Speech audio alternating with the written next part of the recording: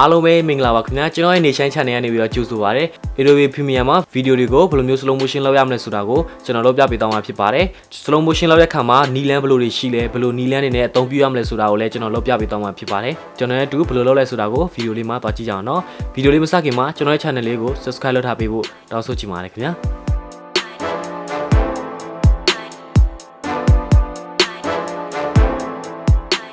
ကျွန်တော်ဒီဗီဒီယိုမှာ slow motion တွေကိုဘယ်လိုအသုံးပြုရမလဲဆိုတာကိုလုပ်ပြပေးသွားမှာဖြစ်ပါတယ် slow motion ထဲမှာကျွန်တော်တို့ slow motion သုံးတဲ့နည်းနဲ့နောက်တစ်ခုကကြတာဒီ time remapping ကိုအသုံးပြုပြီးတော့ကျွန်တော် slow motion ကိုလုပ်တဲ့နည်းလမ်းကိုပြောပြမှာဖြစ်ပါတယ်ဟုတ်ကဲ့ပါပထမဦးစွာကျွန်တော်တို့ program ကိုစဖွင့်မယ်ပေါ့နော်ပထမဦးစွာပေါ့နော်ကျွန်တော်တို့ project တစ်ခုကိုအရင်ဆောက်ပြီးတော့ကျွန်တော် video နှစ်ပုတ်ပဲဖြစ်သုံးပုတ်ပဲဖြစ်ပေါ့နော်အဓိကတော့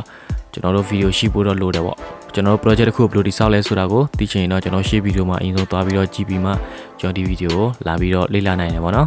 slow motion ကိုကျွန်တော်ဘယ်နေရာမှာသုံးမလဲဆိုတာကိုကျွန်တော်အရင်ဆုံးစဉ်းစားရမှာဖြစ်ပါတယ်ကျွန်တော်တစ်ပုတ်လုံးကိုလည်း slow motion လုပ်လို့ရတယ်ဗီဒီယိုတစ်ပုတ်လုံးကို slow motion လုပ်ရင်လည်းပေါ့နော်အမြဲတမ်း slow motion ပဲဖြစ်နေတဲ့ track နဲ့တော့ယူတယ်ပေါ့နော်ပထမဦးစွာကျွန်တော်ဗီဒီယိုအရင်ကြည့်မှာပေါ့ slow motion ဘယ်နေရာမှာကျွန်တော်ထည့်ချင်တာလဲပေါ့နော်ဟုတ်ကဲ့ဒီဗီဒီယိုအရင်ဆုံးကျွန်တော် play ကြည့်မယ်နော်ဘယ်နေရာမှာကျွန်တော် slow motion ထည့်ရမလဲဆိုတာကိုကျွန်တော်အရင်ဆုံးကြည့်မယ်ပေါ့နော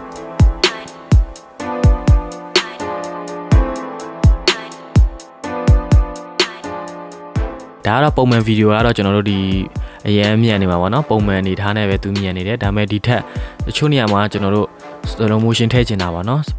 slow motion ထည့်ချင်တယ်ဆိုရင်ကျွန်တော်ဗီဒီယိုကိုပထမဆုံးလာတာကတော့ပုံမှန်အနေထားနဲ့ပဲလာမယ်ပြီးတော့မှဒီအနောက်လေးမှာနေသွားပြီးတော့အနောက်မှာပြန်မြန်သွားမှာပေါ့နော်အဲ့ဒါကိုကျွန်တော်လုပ်ပြမှာဖြစ်တယ် slow motion ကျွန်တော်သုံးမယ်ဆိုရင်တော့ပထမဆုံးအနေနဲ့ကျွန်တော်ဗီဒီယို slow motion လုပ်မယ်ဆိုတော့ကျွန်တော်ဒီ video clip တစ်ချက်နှိပ်လိုက်ပေါ့နော်ဒီ video clip တစ်ချက်နှိပ်လိုက်ပြီးတော့ကျွန်တော် right click เนาะကျွန်တော် right click ကိုတစ်ချက်နှိပ်လိုက်မယ်ပြီးတော့မှဒီထဲမှာကျွန်တော်တွေ့မှာပေါ့နော်အများကြီးပဲ setting တွေရှိတယ်ဒါပေမဲ့ဒီထဲမှာကျွန်တော်တို့ဘာယူရမလဲဆိုတော့ speed ကိုယူရမှာပေါ့เนาะ speed and duration ကိုကျွန်တော်ယူရမှာဖြစ်တယ် speed and duration ကိုကျွန်တော်နှိပ်လိုက်ပါမယ်ဒါဆိုရင်ကျွန်တော်ဘာတစ်ပေါက်လေးကြာလာမှာပေါ့နော်ကျွန်တော်တွေ့ရမယ်အဲ့ဒီမှာဆိုရင်ကျွန်တော် speed မှာဆိုရင်100ဆိုတာဒါဗီဒီယိုတစ်ပုတ်မှာ100ရာခိုင်နှုန်းအပြည့်ရှိတယ်ပေါ့နော်100ရာခိုင်နှုန်းဆိုတာဒါသူ့ရဲ့ normal အချိန်ပဲပေါ့နော်ကျွန်တော်ဒီထဲမှာပေးမြန်မလားပေးနေမလားပေါ့နော်ဒါကကျွန်တော်တို့ပုံမှန်မူတည်တယ်ပေါ့ကျွန်တော်ဘယ်လောက်ရခိုင်နှုန်းအနေထားမှာပေးမြန်မလဲဆိုတာကျွန်တော်ပေါ်ပဲမူတည်တယ်နောက်တစ်ခုကကြတော့ကျွန်တော်တို့ဒီအောက်မှာသူ့ရဲ့ထူထဲမှာမြင်ရတာတော့အများကြီးရှိရပါတော့เนาะကျွန်တော် reverse speed တွေရောရှိမယ်ဒါကျွန်တော် video တစ်ပုတ်ကိုနောက်ပြန်ပြီးတော့လုပ်တဲ့ video တွေပေါ့เนาะပုံမှန်ကျွန်တော်တို့ delay တစ်စီးကအရှိကိုသွားနေတယ်ဆိုကျွန်တော်ဒီ reverse speed ကိုကျွန်တော်တို့ select မှတ်ထားပြီးတော့ okay နေလိုက်မယ်ဆိုရင်ဒါ delay တစ်စီးကအနောက်ကနေပြန်ပြီးတော့ဆုတ်နေတာပေါ့เนาะဥပမာအဲ့လိုမျိုးပေါ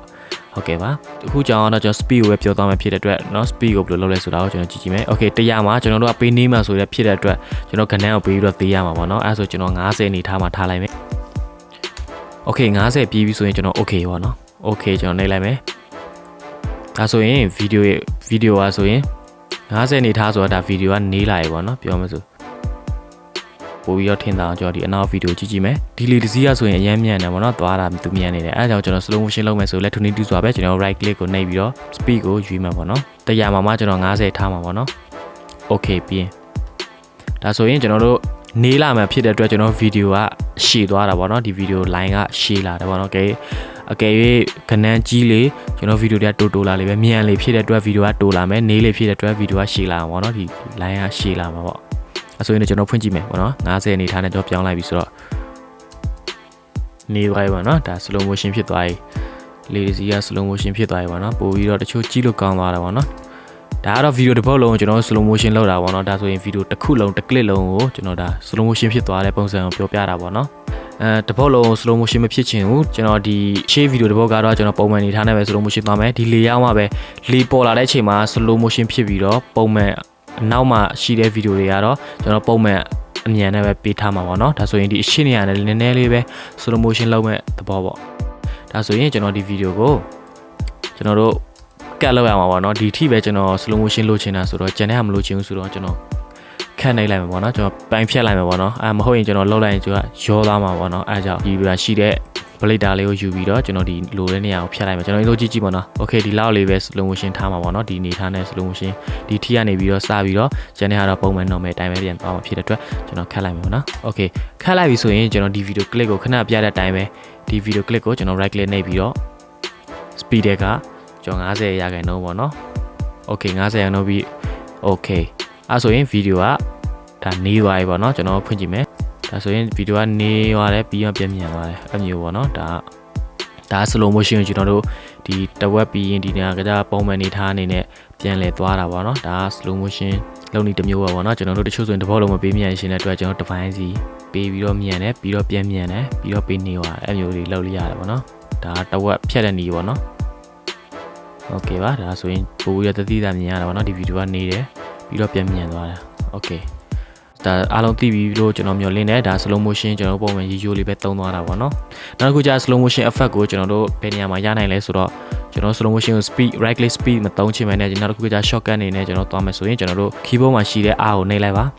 R ကိုနှိပ်လိုက်မယ်ဆိုရင်ကျွန်တော်တို့ဒီဘက်တောင်းမှာတွေ့တဲ့အတိုင်းပဲ2ပြောင်းသွားပြီပေါ့နော်ဒါ stretcher 2ဆိုပြီးတော့R နှိပ်လိုက်ပြီဆိုရင်ကျွန်တော်များကောင်းအသင်္ကေတပြောင်းသွားပါပြီဒီသင်္ကေတဆိုရင်ဗီဒီယိုတစ်ပုဒ်ကိုကျွန်တော်တို့ဘယ်လောက်ထိရှည်ထားခြင်းလဲဆိုတာကျွန်တော်စိတ်ကြိုက်လုပ်လို့ရတာပေါ့နော်โอเคဒီ2ဖြစ်သွားပြီဆိုရင်ကျွန်တော်ဗီဒီယိုရဲ့အနောက်ကိုသွားကြည့်မယ်ပေါ့နော်ဒီဗီဒီယိုရဲ့ frame ရဲ့အနောက်မှာသွားကြည့်ရင်သူကပုံစံတစ်မျိုးထပ်ပြောင်းသွားတယ်ပေါ့နော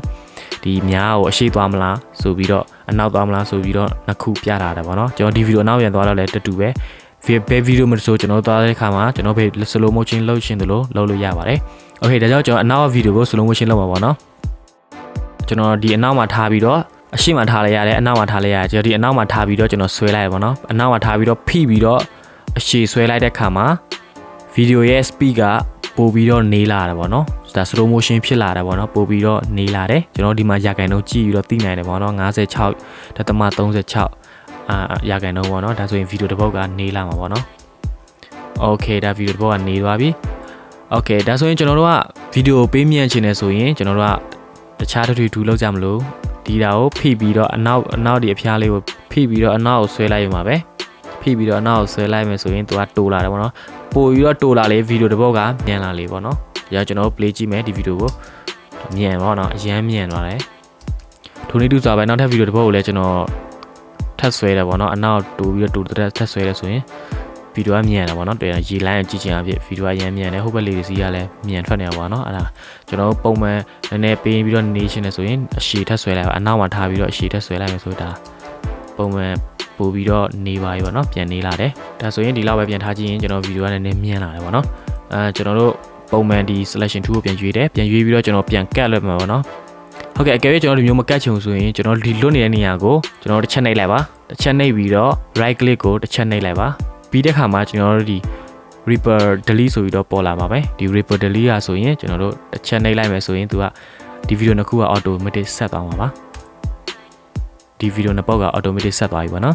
Okay ဒါကတော့ slow motion ကိုပြောပြပေးသွားတာဖြစ်တယ်ဒါက speed ကိုသုံးပြီးတော့လှုပ်သွားတဲ့ slow motion ဖြစ်တယ်Okay နောက်ထပ်တစ်ခုကိုကျွန်တော်လုပ်ပြပေးသွားမှာဖြစ်တယ်နောက်တစ်ခုကတော့ကျွန်တော်တို့ time remapping ကိုအသုံးပြုပြီးတော့ slow motion လုပ်မှာဖြစ်ပါတယ်ဒီတစ်ခုကပို့ပြီးတော့ professional standard ပါနော်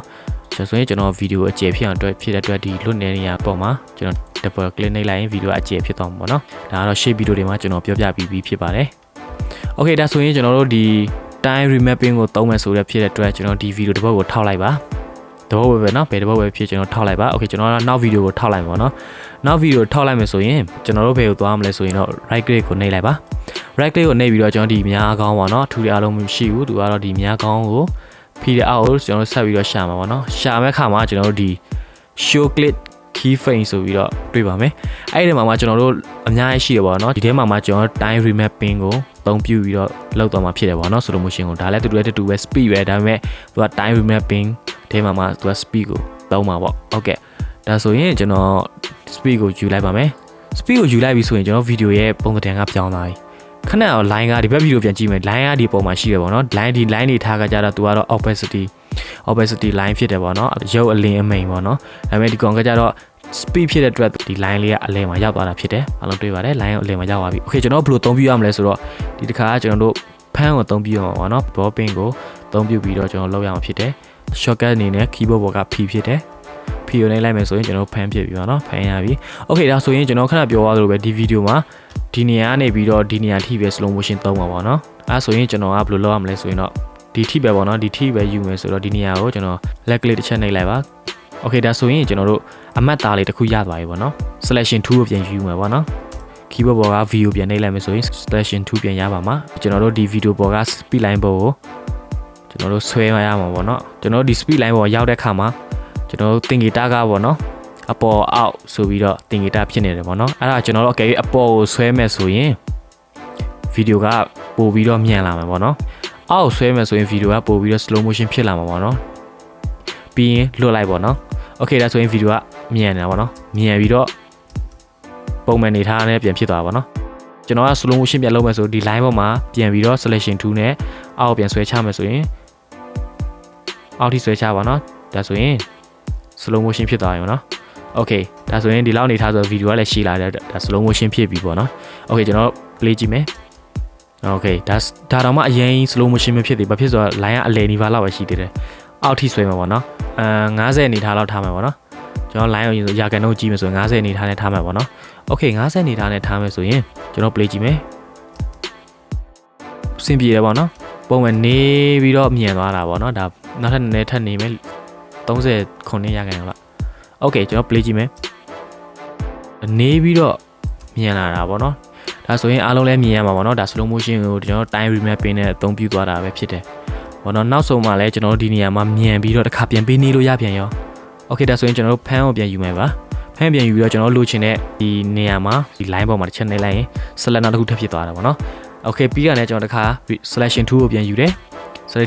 selection tool ကိုတစ်ခါပြန်ယူတယ်ပြီးတော့မှကျွန်တော်တို့လိုချင်တာဒီဒါမြန်တာပဲအနောက်မှာ slow motion ထပ်လုပ်မယ်ဆိုရင်ကျွန်တော်တို့ဒီ line ပေါ်မှာအောက်ထပ်ဆွဲလိုက်ပါတော့ကျွန်တော်ပဲထိတယ်ပေါ့โอเคပေါ့နော်20လောက်ပဲဖြစ်25โอเคဒါဆိုရင်ကျွန်တော် play ကြည့်မှာပေါ့နော်ဒီအစနေပြီးတော့ play ကြည့်မယ်မြန်တယ်ပြီးတော့ပြန်နေသွားတာပေါ့နော်ဒါဆိုရင်